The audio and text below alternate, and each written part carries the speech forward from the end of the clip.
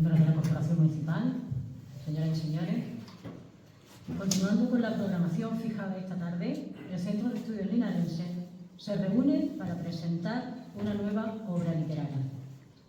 Agradecer nuevamente a la Fundación Casa Museo Andrés Segovia las facilidades y la predisposición para celebrar este acto y saber crear un ambiente perfecto para ello. Una obra literaria, como decía, titulada Vía Estrecha en la provincia de Jaén, cuyo autor es Manuel Rodríguez Arévalo, en la que hace un exhaustivo trabajo sobre los ferrocarriles y tranvías mineros de vía estrecha, como el tren de Linares a La Carolina, el tranvía de Linares a Las Minas, sumando todo ello testimonios, fotografías, documentación, planos, etcétera, donde en un alto porcentaje del libro se habla de la red ferroviaria de Linares. Ha sido editado por Gráficas La Paz en septiembre de 2023. Me acompañan en la mesa Andrés Padilla Cerón, autor del prólogo que precede al texto, quien además es un apasionado de la historia de Linares y sus alrededores. Cursó Ingeniería Química, profesión que ejerce y que no le impide dedicarse a su gran pasión, investigar el pasado de su ciudad. Es autor de numerosos artículos relacionados con la historia de las iglesias, conventos, cofradías, tradiciones y leyendas de Linares y su comarca, que han sido publicados en la Revista de Folclore, Boletín del Instituto de Estudios Jiennenses y en el Centro de Estudios Linarenses, entre otras revistas de carácter nacional. Ha publicado 5 libros: Ferrocarriles y tranvías en Linares en 2004, Linares Nazareno en 2009, la obra colectiva Linares en el largo siglo de su independencia, 1450-1650, en el año 2017, Leyendas de Linares en 2018 y la Basílica de Santa María la Mayor, Apuntes históricos en 2019. Pronuncia con asiduidad conferencias y participa en programas de radio sobre los siguientes temas: ferrocarriles y tranvías de Linares y su comarca, las últimas en una serie de programas emitidos este verano en Radio Linares, iglesias, conventos y cofradías de Linares, leyendas de Linares y su comarca. Desde 2009, año de la fundación del CEL, es consejero académico titular del Centro de Estudios Linares. Junto a él, a mi derecha, se encuentra quien es el protagonista junto a su libro esta tarde, Manuel Rodríguez Arévalo, nacido en Villanueva de la Reina, en Jaén. Reside en Jaén y trabaja en el Ayuntamiento de la capital. Es diplomado en Gestión y Administración Pública y licenciado en Ciencias del Trabajo. También es especialista en recursos humanos y experto en emprendimiento por la Universidad de Jaén. Ha participado en diferentes congresos de historia y patrimonio cultural, tanto en la provincia como fuera de ella. Ha publicado los siguientes libros: Historia de la Quintería, Antología de Coplas Populares de Villanueva de la Reina, Crónica de los Cortijos y Caserías de Villanueva de la Reina, Leyendas del Santo Reino de Jaén, Jaén en Romance, Flora y la Virgen del Contadero, Los Caminos de Hierro en la provincia de Jaén, Entidades locales autónomas de Jaén, El Tren del Aceite, Tabernas y Mesones, Posadas y Ventas de Jaén, Premio Argentaria 2022, Los Bomberos de Jaén y Nuevas Leyendas del Santo Reino de Jaén. Ha formado parte del equipo de trabajo de los siguientes proyectos de la Universidad de Jaén: el patrimonio literario oral de la comarca de la Sierra Sur de Jaén, documentación, tratamiento archivístico digital y estudio, dirigido por el profesor de la Universidad de Jaén, David Mañero Lozano, y patrocinado por el Instituto de Estudios Jiennenses. Proyecto I+D, dirección, tratamiento archivístico digital y estudio lexicológico, histórico-literario y musicológico del patrimonio oral de la Andalucía Oriental, dirigido también por David Mañero Lozano y financiado por la Agencia Estatal de Investigación y el Fondo Europeo de Desarrollo Regional. Ha ejercido de corresponsal en Diario Jaén desde el año 1995 hasta 2001. Desde este año hasta 2022 ha realizado las mismas funciones en el periódico Ideal. Además, ha colaborado en varias cadenas de radio y televisión, así como en distintos periódicos digitales. Sin nada más por mi parte, les dejo con ello y le voy a ceder la palabra a Andrés, que seguro que nos hablará de su prólogo y tendrá cosas más interesantes que contar que yo. Muchas gracias.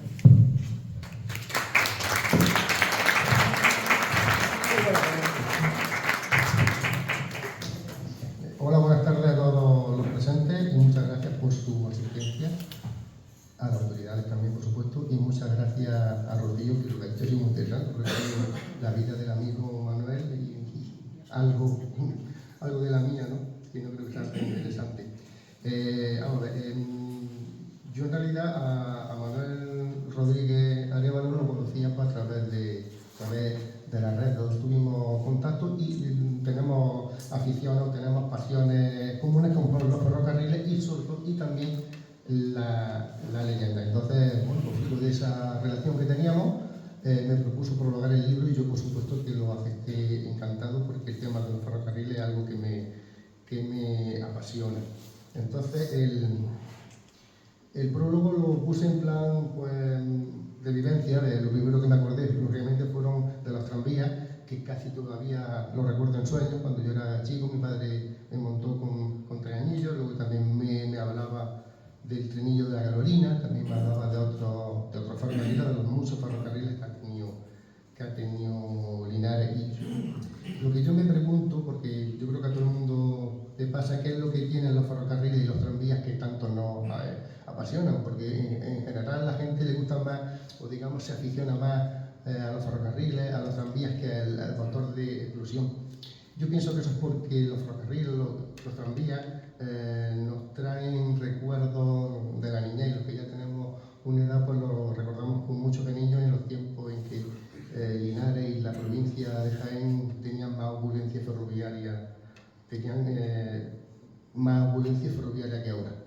Como decía una paisana nuestra, Karina, decía que cuando miramos al pasado, cualquier tiempo pasado nos parece mejor y por desgracia eso es así, porque en la provincia de Jaén ya no queda casi nada de aquella opulencia ferroviaria.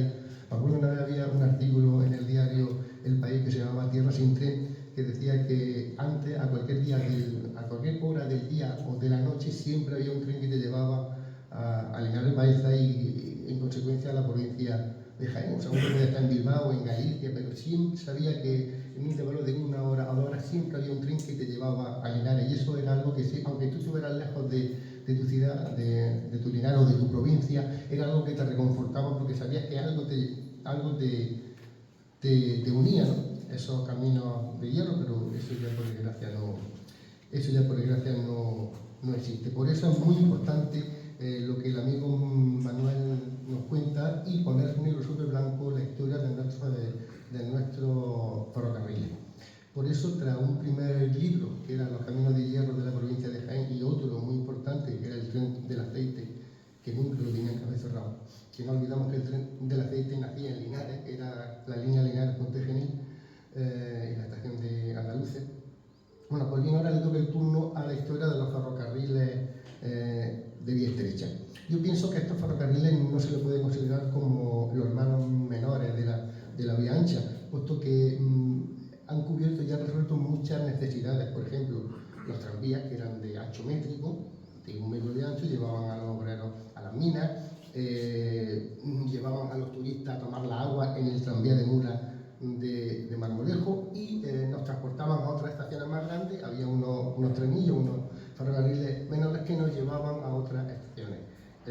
Por lo tanto, pienso que son importantes nuestros ferrocarriles de vía estrecha. Por eso, Manuel Rodríguez ha sabido, bajo mi punto de vista, aunar el relato duro y duro de lo que es la historia de nuestros ferrocarriles de vía estrecha con detalles técnicos y con el lado humano de estos ferrocarriles, lo cual le da más valor aún si cabe a su obra. También dedica un espacio a los ferrocarriles nonatos. La verdad es que me sorprendió, algunos que no lo conocía. Incluso plantearon hacer un tranvía en el año 1914 en Jaén. Se ve que han tardado casi 100 años más en poder terminarlo. Y entonces, aquellos ferrocarriles que nos llenaron de alegría, nos llenaron de ilusión, pero que luego, bueno, pues no se sabe por qué intereses malsanos muchas veces, pues han desaparecido. Por ejemplo, el ejemplo más claro es tenemos esa estación de metro que existe bajo Linares Baeza, iban a hacer un ferrocarril eléctrico. El ferrocarril eléctrico de la Loma construyeron una estación subterránea y bueno, broma parte parece ser que los vagones no cabían por esa estación, aunque de eso habrá mucho que hablar, pero es una idea de cómo nos dejaron siempre, a la provincia de Jaén nos dejan con la miel en los labios en el tema de ferrocarriles. Y por supuesto no hablamos del ferrocarril famoso Baeza-Utiel, que hubiera sido un revulsivo para todos los pueblos de la Loma, para la Sierra de las Villas, y que nunca llegaron a terminarlo. Entonces, vuelvo a repetir que es bueno que se conozca la historia de los ferrocarriles de la provincia de Jaén, en este caso ferrocarriles de vía estrecha, porque todos sabemos que aquel pueblo que no conoce su historia está condenado a repetirla. Y está claro que Jaén no se puede permitir el lujo de repetir los errores que no han precedido, tanto en ferrocarriles no natos como en ferrocarriles que se han cerrado. Y ya hablando de futuro, yo me pregunto que si nuestra provincia no tiene acaso potencial para establecer, por ejemplo, líneas de trenes con tranvía. ¿Qué es un tren tranvía? Un tren tranvía es un tren que es un ferrocarril, que es un tranvía en la ciudad y tren fuera de la ciudad, y que unas ciudades con amplios tramos de penetración urbana. Por ejemplo, hay muchos ejemplos en España, en Alicante, en Valencia, en Murcia, el ferrocarril de la Bahía de Cádiz, que nace en Cádiz y muere en San Fernando, y entre esas ciudades es un tren convencional y dentro de las ciudades es un tranvía. Quizá esa sería la solución para el tranvía de Jaén, que en realidad hubiera sido un tranvía que uniese Linares con Jaén, que tú te pudieses montar en Santa Margarita, te vas para Jaén y en Jaén te bajas en la plaza de la Batalla. Pero sí, eso es una idea que no creo que nadie me haga caso, pero ahí la dejo, ¿no? Por tanto, ya para terminar, entiendo que el pasado puede y debe repetirse. Por lo tanto, entiendo que no hay ninguna razón para que pueblos, ciudades como Linares, Úbeda, Baeza, varios pueblos de la Loma y también de la Sierra Sur de Jaén se unan con Jaén Ciudad a través de un ferrocarril, como ya he dicho antes, un tranvía en ciudad y ferrocarril en tramo entre las ciudades. Eso ya existió en la provincia de Jaén. El ferrocarril eléctrico de la Loma era eso. Cuando tú llegabas a Linares se convertía en un tranvía. Cuando salía de Linares Baeza y hasta Úbeda pasaba por el campo. Entonces no es nuevo. O sea, que diga que no es nuevo, es que ya existió y lo cerraron. Entonces esto me pregunto por qué. Bueno, pues porque lo valemos. Jaén se merece eso y mucho más. Porque somos la provincia que tiene más castillos de España, somos la provincia que da aceite a mucha gente, a mucho mundo. Tenemos una industria que podría ser mejor, pero está empujante. Tenemos emprendedores, tenemos muchos valores y me da mucha pena, me da mucha rabia, sobre todo, que la provincia de Jaén no esté valorada a muchos niveles, pero en el ámbito que nos toca, en el ámbito de los ferrocarriles. Entonces, ya para terminar, pienso que conocer a nuestros ferrocarriles es amarlos, y yo me sumo a lo que ha hecho el amigo Manuel, porque sé que lo ama, sé que los quiere, y yo también los quiero, yo también lo amo, porque, como dije antes, a mis queridos tranvías todavía los recuerdo en sueño. Muchas gracias a todos.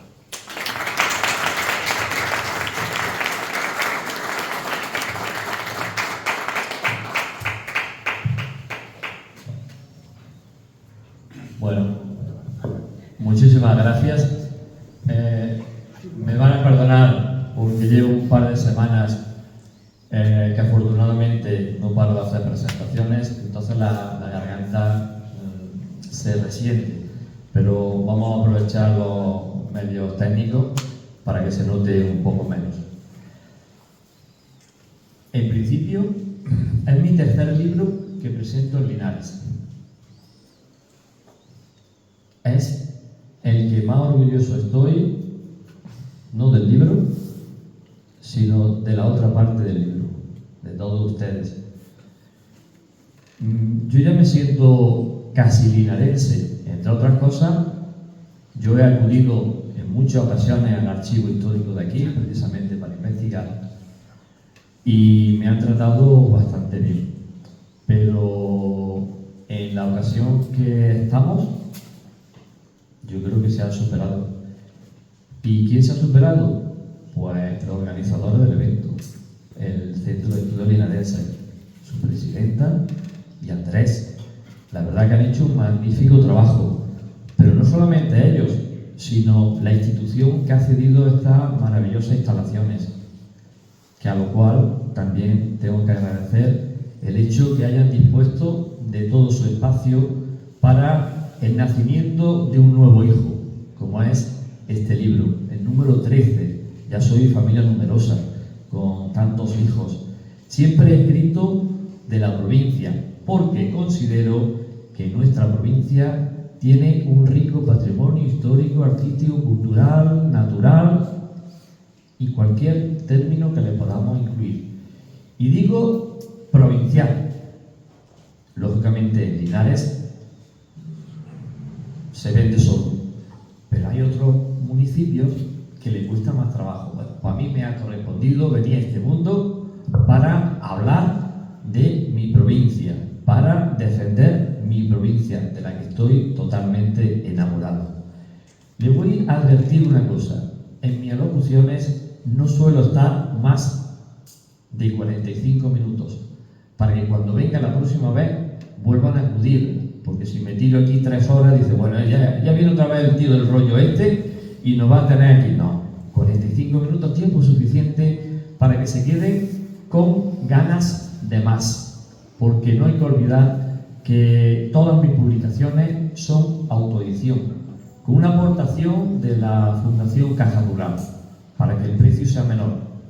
El precio del papel se ha disparado enormemente. Y además, la portada de este libro, que le da un poco caché, es más costosa. Entonces, ¿qué ocurre? He tenido que acudir a la Fundación, que siempre ha colaborado para que el precio sea menor. ¿Por qué le digo esto al principio de mi intervención? Porque yo he venido aquí a saludarle a ustedes, a estar un rato de casquera, pero sobre todo para que compren. Eso es muy importante para mí, porque yo tengo que pagar la imprenta. Yo no vivo de esto, pero tampoco quiero que me cueste los dineros. Yo me gusta ser transparente de principio, o sea que ¿para qué vamos a darle vuelta al asunto? Me falta un agradecimiento, y es a todo el público que ha decidido esta tarde, a pesar del tiempo que tenemos, ha decidido coger 4 o 5 pedruscos, echarse al bolsillo y acercarse hasta este salón, porque para que no se lo lleve el aire, sobre todo. Es importante que vengan a escuchar a una persona que no es de Linares, pero sí va a hablar de Linares. Bueno, de una parte de Linares. Con lo cual, tengo que agradecerle el que hayan decidido estar aquí. He dicho que me faltaba un agradecimiento. Siento defraudarle, me falta otro más. Las autoridades municipales que han estimado oportuno también acudir a un acto de este calibre, de carácter cultural, y además le advierto que después no hay ni jamón ni vino, por si alguien le había dicho otra cosa distinta, ¿vale? Una vez hechas las presentaciones, vamos a empezar a hablar del libro Vía Estrecha de la provincia de Jaén. De los 13, quizás de los 8 últimos libros, todos se caracterizan porque tiene en el título el nombre de Jaén. Todos, el título le he incluido el nombre de Jaén, porque curiosamente los libros no solo se venden en Jaén, capital, provincia, sino que se venden muchos de ellos fuera de Jaén. De hecho, la semana pasada estuve en Barcelona. En Cataluña se vende, se adquiere muchos libros, sobre todo del ferrocarril, y no de personas ni siquiera jiennenses. Una de las presentaciones que tuve fue en la Asociación Amigos del Ferrocarril. Allí eran todos catalanes, todos. Es más, la presentación del presidente, mi presentación, la hizo en catalán, porque todo era en catalán. Perfecto. Yo ya entiendo, es el tercer año que voy a Cataluña. Con lo cual, considero que Jaén hay que darlo a conocer fuera, pero también hay que darlo a conocer dentro de nuestra provincia. Y antes lo comentaba, reitero en cada una de mis intervenciones, antes de irnos a Córdoba o Granada, vámonos a Alcalá la Real, a Larva o a Marmolejo. Da igual, a cualquier pueblo de la provincia, porque todos tienen algo que mostrarnos. Y ya se voy a empezar con el libro. Dirán, bueno, ¿cuándo va a empezar este? Vengo aquí a vender, ya lo saben, mi libro, pero también mi provincia, ¿vale? Y entre ellas, lógicamente, está Linares. El libro habla de vía estrecha. Lo principal en un libro es su portada, ¿vale? ¿Por qué? Porque la portada anima a que se compre. Pero el segundo punto fuerte de mis publicaciones es el prólogo. En este caso concreto, he tenido la buena aventura, la gran suerte de disponer de una excelente persona. No lo conocía en persona hasta aquí, hasta ahora. Sin embargo, sí nos hemos carteado desde hace ya algún tiempo. Cuando yo se lo propuse, como bien ha dicho él, ni se lo pensó. Digo, piénsatelo por lo menos, y luego ya me contesta, que no, Manolo, lo que tú quieras. Y así ha salido lo que ha salido. Cuando uno le pone cariño al trabajo que hace, pues ha aparecido un magnífico prólogo. Resulta que la vía estrecha en España nació, o el primer ferrocarril de vía estrecha se produjo a raíz de la Ley General Ferroviaria del 3 de junio de 1855, con la inauguración del tramo entre Carcagente y Gandía, en la provincia de Valencia. Si nos adentramos a Andalucía, veremos que el desarrollo de los ferrocarriles mineros e industriales potenciaron enormemente la vía estrecha. ¿Por qué? Pues porque en ese momento se iba buscando un transporte barato, que parece ser que iba a ser la vía estrecha, y que diera lugar y facilitara el transporte. Vean. Y si dejamos Andalucía y nos centramos en la provincia de Jaén, ¿qué le voy a decir del distrito minero de Linares? Fue eje vertebrador del ferrocarril de la vía estrecha. En mi intervención, lógicamente no voy a hablar de todo el libro porque sería imposible, pero tampoco me interesa. ¿Vale? Ya saben lo que me interesa, por su parte. Sin embargo, sí le voy a adelantar los capítulos en los que he dividido, he estructurado esta publicación. Una en el que, como verán, el nombre de Linares aparece en muchos de ellos. Uno de ellos es el tren de Linares a la Carolina, hablo de su historia y de cada una de sus estaciones. El tranvía de Linares a las Minas es otro de los capítulos. El tranvía de La Loma, el tranvía de Marmolejo, que se ha citado, y yo voy a hacer alguna peculiaridad de ese tipo de ferrocarril. Hay otro capítulo dedicado al tractocarril. Le voy a hablar también un poco de este ferrocarril vía estrecha tan peculiar. Otro dedicado a las vías estrechas, a las minas, y finalmente un capítulo dedicado, o más bien un capítulo homenaje a todas las personas que han formado parte de este ferrocarril, bien trabajando en él o bien como usuarios. Voy a empezar a hablarle un poco del tren de Linares a la Carolina. En 1905 se presenta un proyecto por parte de la Compañía de Electricidad y Tracción de España, en el que plantean la posibilidad de un ferrocarril en dos secciones, de San Roque a la Carolina y de San Roque a Linares, con un tipo de vía estrecho, de 1 metro. En 1906, vamos ya avanzando en fechas, en 1906 el conde de Mejorada del Campo, Gonzalo Figueroa y Torres, va a presentar una petición para solicitar la concesión de un tranvía de ancho métrico de San Roque a la Carolina. Sin embargo, el citado conde no le quemó demasiado el proyecto en las manos y un año después lo traspasó a la compañía Chemin de Fer, la Carolina en extensión. Bueno, va avanzando.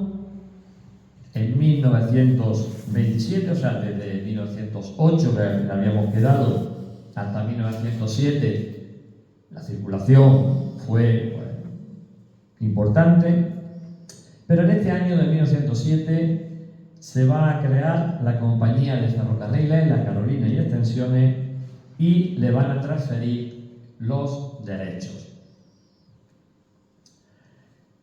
En 1954 se va a crear la compañía, una nueva compañía de ferrocarril de la Carolina y prolongaciones. Sin embargo, no llega en el mejor de los momentos. En esa época, el transporte por carretera ya había evolucionado bastante y el del ferrocarril iba a menos, hasta el punto que el 11 de octubre de 1961 la línea dejó de funcionar. A lo largo de la historia de este ferrocarril ha habido bastantes accidentes. Algunos de ellos lo he recogido en el libro, un libro que no es un libro técnico, es un libro para que las próximas generaciones lo puedan leer tranquilamente, entender y saber que formaba parte de su historia. En este caso, el periódico La Época, el 24 de julio de 1928, publicó la siguiente noticia que se la voy a leer textualmente. A las 8:30 de esta mañana, el tren número 2 de viajeros, en el kilómetro 19, cerca de Guarromán, descarriló. Quedaron fuera de la vía 7 vagones y la máquina volcada. Por fortuna, el coche para pasajeros no sufrió daño alguno. 3 de los empleados resultaron con contusiones leves. Parece que una mano criminal aflojó los tornillos que unen los rieles y traviesa, y se produjo el accidente. Las autoridades buscan a los autores de este hecho. Esta situación se daba con asiduidad. ¿Para qué vamos a engañar? Hay un momento en mis libros que me siento, el trabajo previo, me ha llevado 5 años de trabajo, pero bueno, yo sé cuándo empiezo, pero no cuándo acabo. A mí siempre me gusta consultar todos los archivos posibles por haber, pero también me gusta consultar a las personas, me gusta sentarme con ellas, me gusta que me cuenten batallitas. Yo me siento en una mesa con el señor o la señora en la otra punta, el señor más ancho que largo y yo más todavía. Empiezan a relatarme cuestiones y bueno, todo eso lo traslado al libro porque considero que lo que ellos me narren no lo voy a encontrar en ningún archivo. Entonces, le doy mucho valor. En mis publicaciones, el patrimonio etnográfico considero que es vital para el conocimiento de la historia de un lugar. Tan solo les voy a decir el caso en Guarromán, que me encontré con Alfonso Rubio Caballero. Por desgracia falleció hace 6 meses, no pudo ver la obra, pero es uno de los casos tipos que utilizó el trenillo como lo conocía. Un señor que estuvo a mi disposición, es más, recorrí el itinerario desde Guarromán hasta el Centenillo en un todoterreno que tenía, manejaba de forma magistral el coche. Si no hubiera sido por él, yo hubiera sido incapaz de hacer fotografía por la zona, hasta el punto que estuvimos a puntito de volvernos, porque era casi imposible atravesar esa zona de cómo estaba de mal. Pero dice Alfonso, nada, que aquí tenemos que pasar, y pasamos. Y me decía, entre otras cosas, que cuando salía el tren de la Carolina, pasaba por la zona del cable, altura del Centenillo, empezaba a pitar. Y entonces los trabajadores decían una frase que se hizo mítica: vámonos, alabado sea Dios. Es decir, era el momento en el que dejaban de trabajar. ¿Y quién le decía eso? Pues esa maquinilla, ese silbido. Es decir, el tranvía, los trenes de vía estrecha, no solamente sirvieron para desplazar a los usuarios, para desplazar material, sino que formaron parte de la idiosincrasia propia de sus vecinos, formaron parte de la cultura que se pudo trasladar y además dieron lugar a que su economía creciera. Con lo cual entiendo que tiene su importancia. Les voy a hablar un poco del tranvía de la Doma. En este caso hubo un personaje importante de Úbeda Eustaquio Gámez Moreno, que en 1898 va a solicitar la concesión o plantea, no lo solicita, sino plantea en ese momento un proyecto de ferrocarril de 60 centímetros de tracción mecánica para circular entre Úbeda y la estación de vía ancha de Linares Baeza. Y pasaba, según el proyecto, por Albanchés, por Rus, por Canena y el santuario de la Yedra.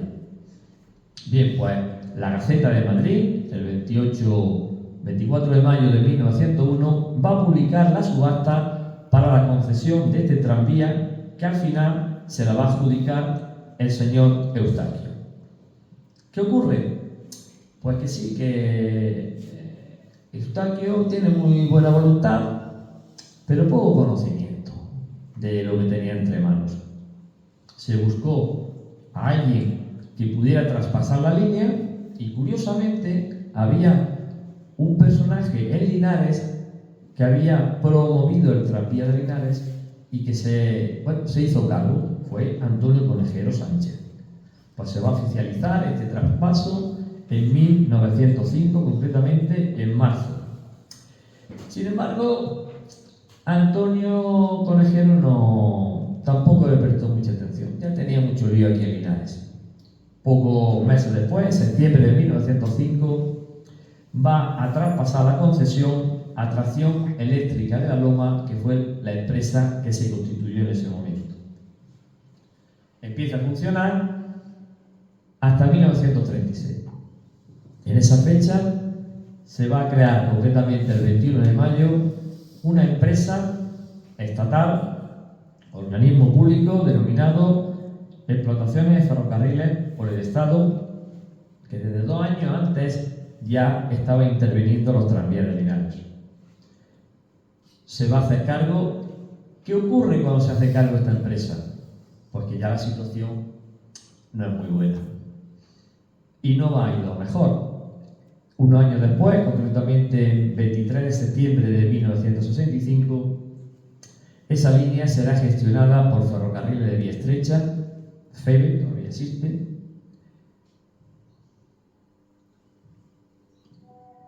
y finalmente el servicio se suspendió el 15 de enero de 1966.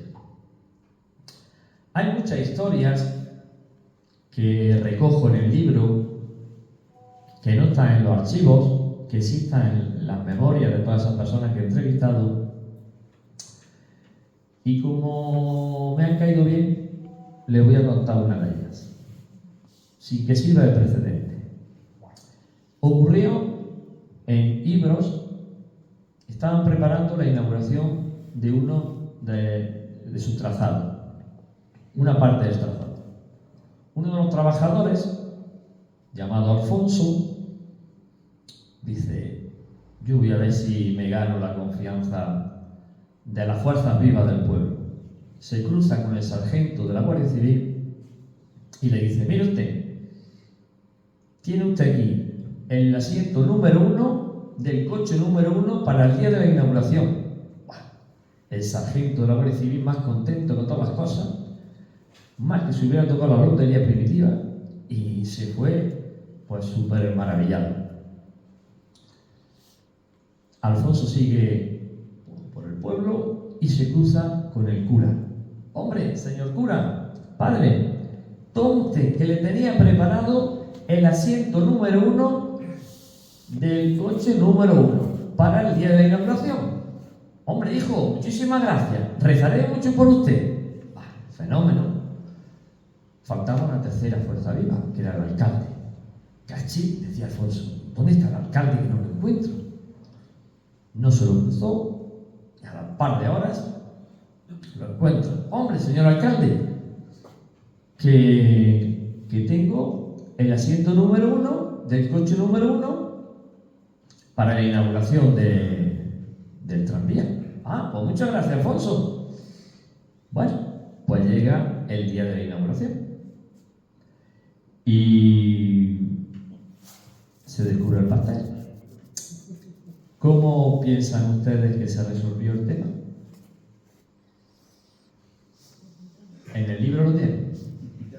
Sí, señor, ahí está.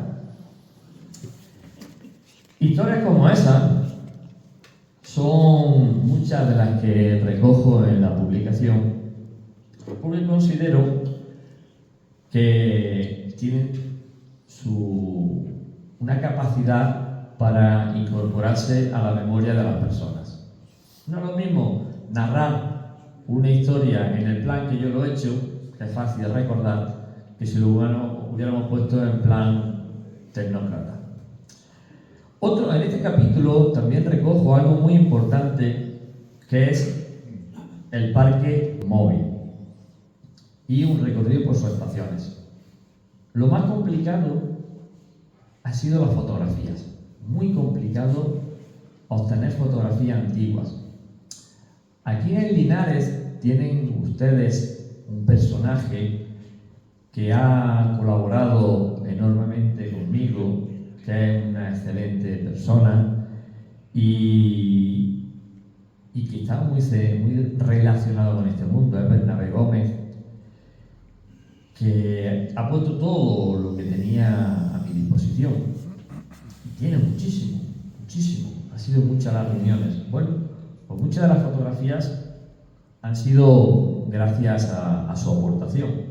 En este caso es un motor entre las estaciones de V de la Yedra.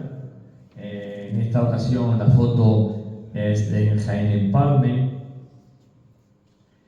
y en esta ocasión es en las cocheras de Caneta. Le he dicho anteriormente que iba a citarle algo de los tranvías de Marmolejo. Marmolejo, de los que estamos aquí presentes, ¿cuántos los conocen en profundidad? Pocos, ¿no? O sea que, como yo decía antes, llevaba razón, que hay que conocer. Bueno, pues Marmolejo es una localidad que se caracteriza sobre todo por su magnífico balneario. No ahora, sino en la antigüedad. Pueden imaginarse el movimiento que había en Marmolejo en esa época. Existían 12 hoteles. O sea, el movimiento de agüistas, que eran las personas que venían a ese balneario, era pues exagerado, muy importante. Ahora ese balneario se ha vuelto a reabrir. Pues en 1909, el gerente de la sociedad que gestionaba ese balneario pensó que como el balneario estaba a unos kilómetros, 2,5 kilómetros aproximadamente del casco urbano, de buscar una fórmula que no fuera con carros como hasta ahora para trasladar a los agüistas. El caso es que pensó en un tranvía y se lo pidió a un ingeniero, a Manuel García Briz, y así fue. Es curioso porque en 1912 la Gaceta de Madrid, que es como el boletín oficial del Estado actual, publicaba la apertura para que se presentaran solicitudes para la concesión, y recalco lo siguiente, de un tranvía con motor de sangre entre la plaza del pueblo hasta el balneario. Con la siguiente foto van a entender lo del motor de sangre. Con mulos, ¿vale? Eso era el motor de sangre. Yo cuando la primera vez leí esto, motor de sangre, claro, luego al final lo entendí. ¿Qué ocurre? Pues que el traslado era con mulas, desde el centro del municipio hasta el balneario, y además paraba prácticamente en todos los hoteles. Recogía a los bañistas, los llevaba y luego los devolvía. En el proyecto se decía que debería adquirirse 5 coches cubiertos con una capacidad para 24 personas. Desgraciadamente, en 1940 se extingue la concesión del tranvía, porque ya empieza a la transformación de los medios de transporte. Incluso ya hubo, lo recojo información de ello, intentos para trasladarlo en autobús. El caso es que otra de las personas que entrevisté es una señora portuguesa, María, una señora de una delicadeza hablando extrema, que llegó a Marmolejo porque su padre, también portugués lógicamente, era ingeniero de caminos y llegó hasta nuestra provincia precisamente para construir un camino.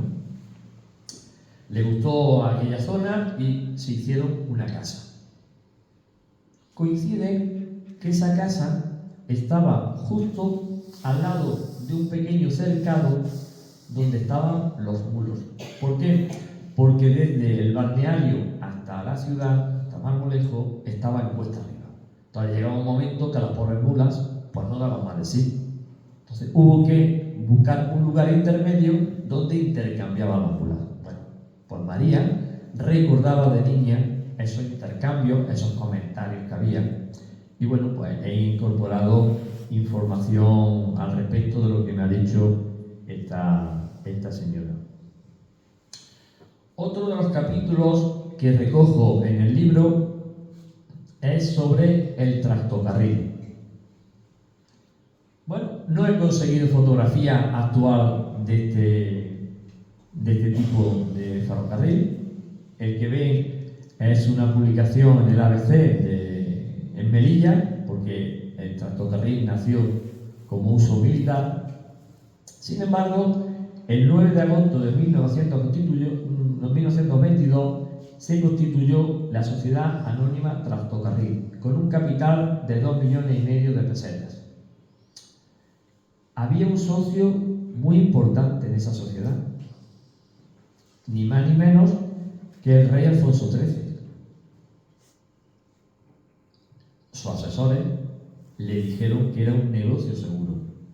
Textualmente lo describía el general Rodrigo Mourelo de la siguiente manera: el porvenir de nuestra sociedad no puede ser más lisonjero, y para dar una idea clara y segura de este aserto apuntaremos los datos siguientes de la primera línea que va a construirse de Úbeda a Villanueva del Arzobispo, de 42 kilómetros.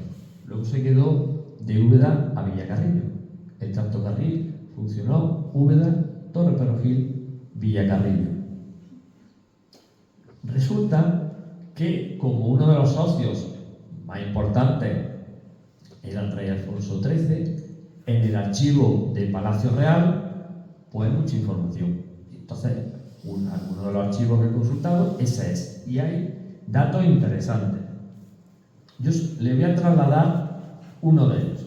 Concretamente, la visita que hizo el monarca el 15 de enero de 1926 para precisamente ver cómo funcionaba el tractocarril en Úbeda. El monarca comió en el restaurante La Laguna. Y ese es el menú, escrito en francés. Cuando yo estuve en el archivo del Palacio Real, le pregunté al archivero: ¿por qué está escrito en francés? ¿Es que el rey no sabía español? Sí sabía, lógicamente. Pues mira, pues no lo sé, ahora que lo dice. Curiosamente, también lo pregunté a varios cocineros y al final llegamos a la misma conclusión. No es lo mismo ver un plato escrito en castellano que escrito en francés. En aquella época le daban mucho valor a la cocina francesa.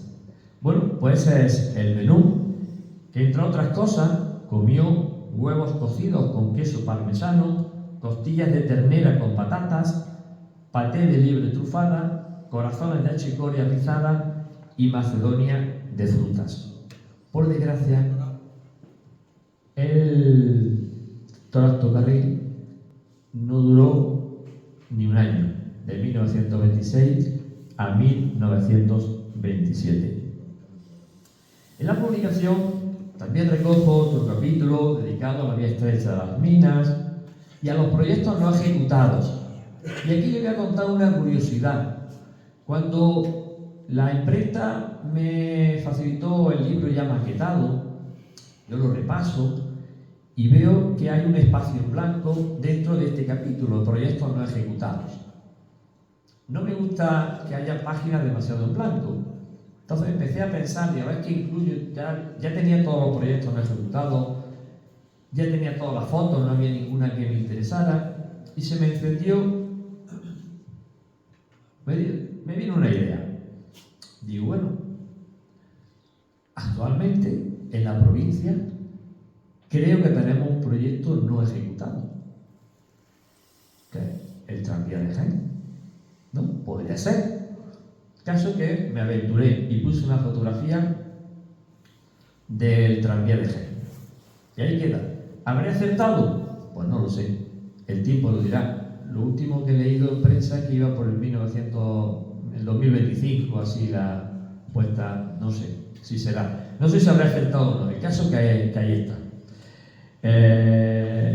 Y con esto, pues pasamos a, sin colarme del tiempo que le he dicho, a ver algunas de las fotografías que también se incluyen. Algunas de ellas no las he podido datar, porque los propietarios de esas fotos no tenían esa información. Y en otras, como en esta que ven aquí, tampoco he podido incluir el nombre de las personas que lo forman. En otras muchas sí. Y empezamos a hablar un poco más de Linares en concreto, donde siempre esta ciudad ha sido referente de ferrocarril, y en esta ocasión el tren de Linares a La Carolina pues parte de la estación Linares Arroyo, que en el archivo histórico ferroviario de Madrid, donde prácticamente me he hecho amigo de la archivera por el tiempo que he estado allí consultándolo, lo definía de la siguiente manera esta estación. El conjunto estaba formado por un haz de 3 vías del que partía una muerta para el muelle de Carbones, por el lado del edificio, y otras 2 que se dirigían al muelle de transbordo, con andaluces, al puente giratorio y al depósito de locomotoras, etcétera, etcétera. Existió una conexión entre el ferrocarril de La Carolina y el tranvía de Linares a La Tortilla en el cruce a nivel de ambas líneas. Esta información que le he citado la ilustro con un dibujo de Pedro Pintado, que es una de las personas a las que tengo que agradecer. Bueno, en el momento que le planteé mi proyecto, él ya había trabajado en el libro anterior, donde Andrés había colaborado, y puso todo lo que tenía a mi disposición.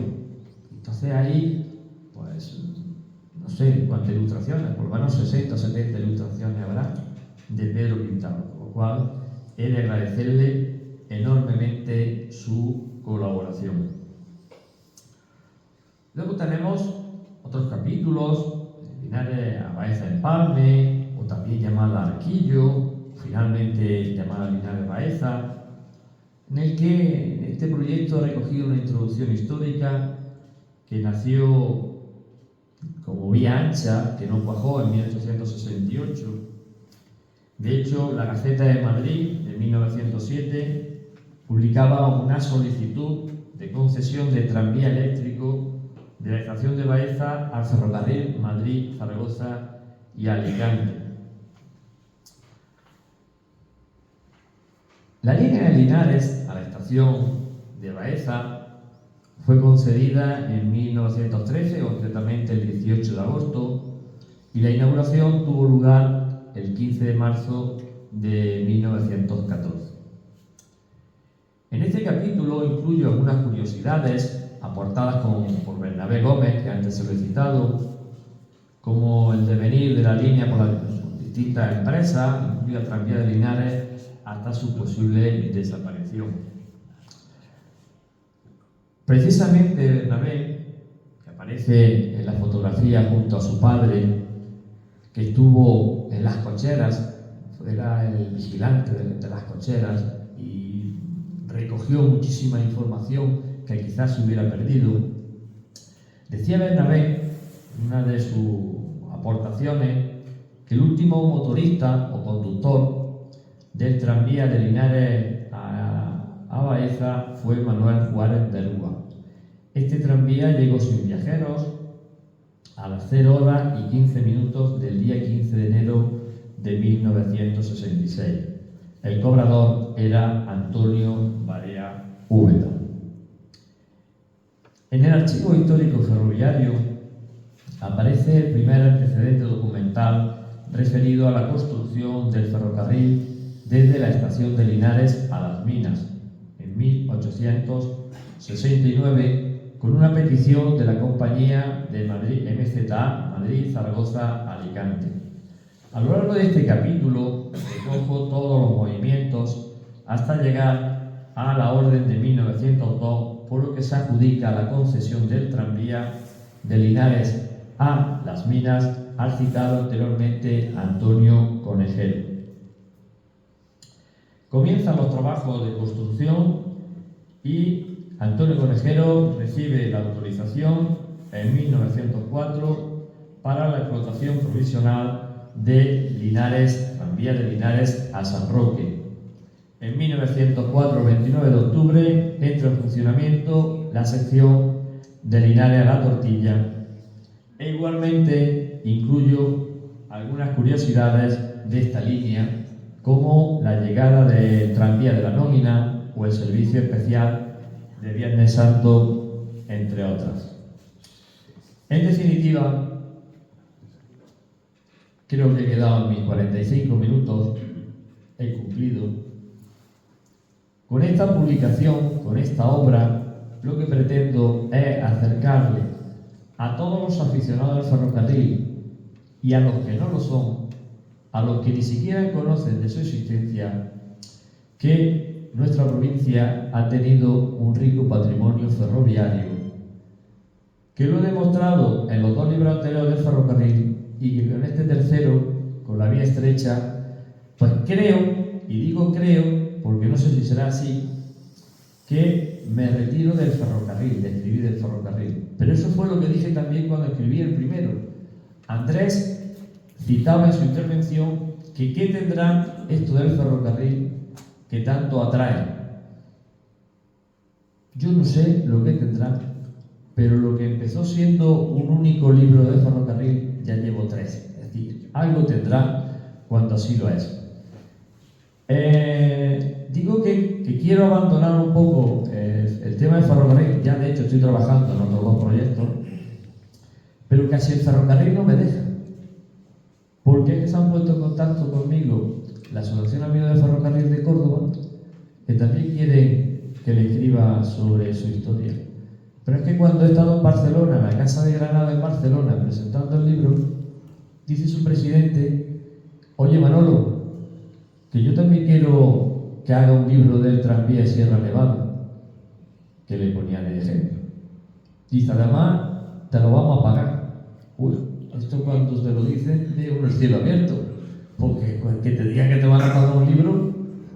Así que creo yo, aquí entre nosotros, sin que lo oiga mi mujer, que es la verdadera apasionada del ferrocarril, mentira, no le queda más remedio, pero aquí entre nosotros creo que voy a tener que seguir hablando del ferrocarril. Aunque sea de otras provincias, ¿qué vamos a hacer? Pero no se preocupen, porque yo no voy a abandonar la mía. De hecho, ya estoy trabajando en mi siguiente proyecto sobre las tradiciones populares de las aldeas de la provincia de Jaén y otro sobre las ermitas. Bueno, son 2 proyectos que espero que también tengan su no sé qué año, saldrán a la luz, y además con mucha colaboración, mucha participación, porque el de la aldea, por ejemplo, va a tener una novedad, y es que voy a incorporar un vídeo. Estoy grabando todas las entrevistas porque muchas de ellas me cantan canciones que ya han desaparecido y van a aparecer en ese libro. Esos son bueno, los proyectos para ir haciéndole el cuerpo, que seguramente volveré por aquí a este maravilloso espacio, a este maravilloso lugar y con este maravilloso público que se ha mostrado pues súper interesado en todo lo que he dicho, y yo espero que al menos pues el interés se manifieste de alguna manera, viendo que el libro al final a esos 5 años ha merecido la pena. Muchísimas gracias por su atención.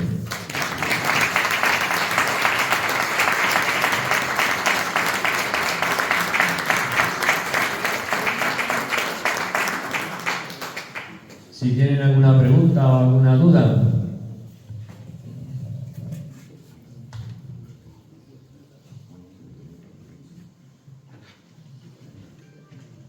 ¿Está todo claro? Pues qué buena gente son.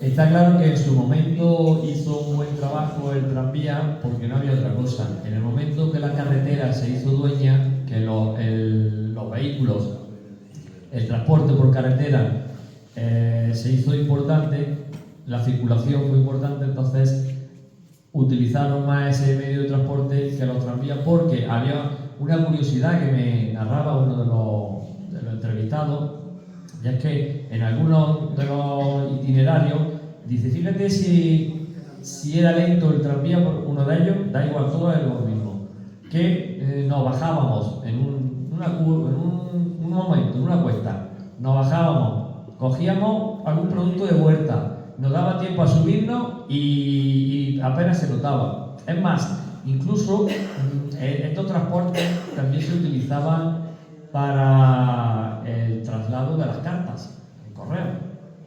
Hubo otra señora que me narraba que, como su cortijo donde ella vivía no estaba cercano al tranvía, ni tampoco a ninguna estación, había un punto en el que el tranvía iba tan lento, que se ponía de acuerdo con el cartero para que le echara la carta del novio, porque estaba esperando la carta del novio. Es decir, son curiosidades que se recogen en la publicación. ¿Por qué no seguían utilizándose? Porque eran muy lentos y ya teníamos la alternativa del transporte por carretera. En cuanto a los accidentes que nombró en Guarromán, que dice que desatornillaban las vías y las traviesas y tal, ¿eso que era para robar el tren? ¿Llevaba, no sé, la paga o llevaba algo y los asaltaban? ¿O qué? No, es cierto que en la época de la Guerra Civil sí lo hacían por ese motivo. Claro. Pero en el caso de este no había un motivo aparente, solamente destrozar por destrozar. Pero así... No se robaba nada, pues no había nada que robar. Pero sí es cierto que surgieron algunas noticias, aparecen distintos puntos. ¿Sabes que dice que pasaba con frecuencia? Sí, y no he llegado a saber si es que había algún grupo que iría en contra de la empresa que tenía la concesión para evitar que saliera adelante. ¿Algún tipo de interés? Puede ser que lo hubiera, eso no lo he podido descubrir.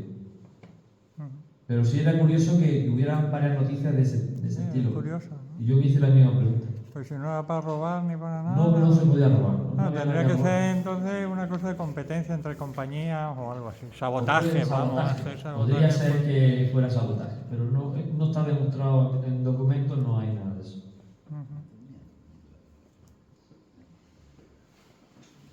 Nada más.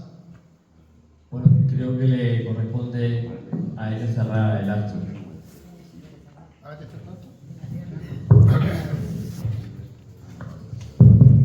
Bueno, pues nada, muchas gracias por haber venido, todos los asistentes. Doy las gracias a la Fundación Ana Segovia, a las autoridades que han venido, por supuesto a CEL, de que yo formo parte, y aquí tengo a mi directora, a la que tengo mucho cariño, mucho respeto, y ya está. Y espero que paséis una buena tarde, una buena noche del día de difunto, que no se nos olvide.